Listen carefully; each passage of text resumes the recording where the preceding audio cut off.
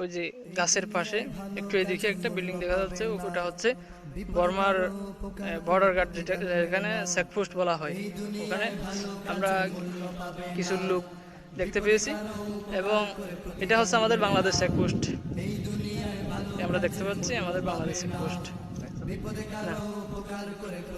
এখন এখানে আমরা অনেকে আসছি, Siraj, S M Zahir, S M Mainuddin, এবং আমাদের একজন হুজুর ওসমান গনি।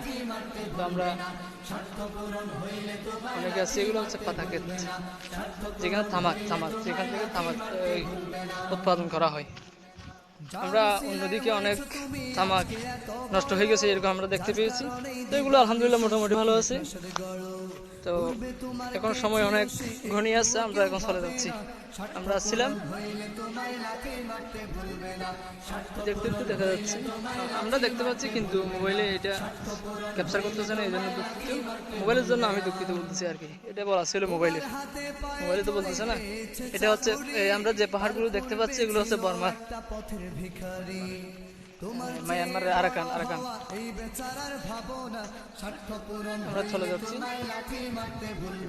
যারা ভিডিওটা দেখেছেন সবাইকে আমাদের টিমের পক্ষ থেকে, আমরা টিমের মধ্যে রয়েছি আমরা 7 জন। তো আমাদের পক্ষ থেকে আমাদের জন্য রইল শুভকামনা, আমাদের জন্য দোয়া করবেন সবাই।